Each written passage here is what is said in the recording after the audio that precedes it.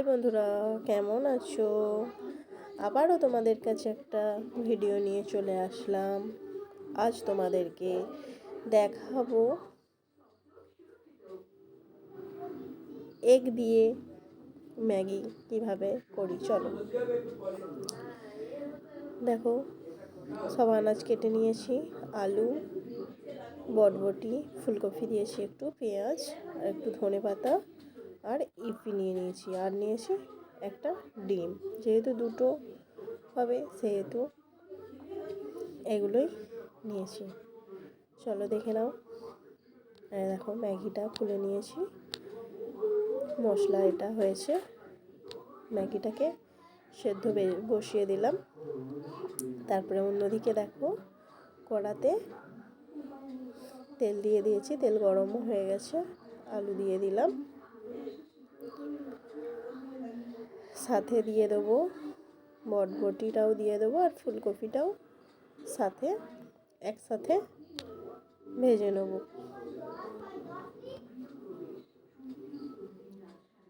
এদিকে আমার ম্যাগি সেদ্ধ হয়ে গেছে, ঢেলে নিয়েছি, একটা চুপিতে করে ছেঁকে নিয়েছি। আলুও এদিকে প্রায় আমার ভাজা হয়ে গেছে। ভালোভাবে আলুটাকে 5 মিনিট ভেজে নিতে হবে। ভেজে নিয়েছি। তারপরে দেখো, তেল দিয়ে পেঁয়াজ দিয়ে দিলাম।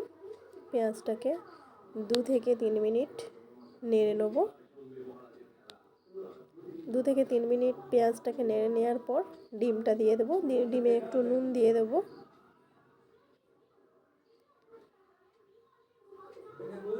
আলুতেও কিন্তু স্বাদ মতো নুন দিয়ে দিয়েছিলাম।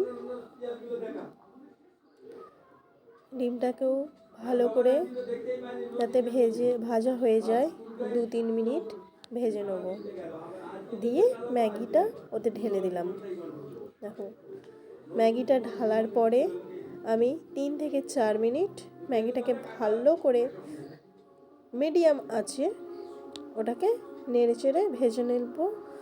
দেওয়ার পরে ওই যে ভাজা আলু, বটবটি আর ফুলকপি ছিল সেটাকে দিয়ে দেবো। সাথে দিয়ে দেবো একটু সামান্য ধনেপাতা দিয়ে ভালো করে ওটা নেড়ে চেড়ে নেব, যাতে ম্যাগিটা একটু ভাজা ভাজা হয়ে যায়। হয়ে গেলেই আমার ম্যাগি রেডি। যদি আমার ভিডিওগুলো ভালো লাগে তোমরা লাইক এবং আমার চ্যানেলটাকে সাবস্ক্রাইব করো এবং কমেন্ট করতে ভুলো না। আর কি কি নতুন রেসিপি তোমরা দেখতে চাও জানিও। মশলাটাও দিয়ে দিলাম। মশলাটা দিয়ে একটু নেড়ে নেব।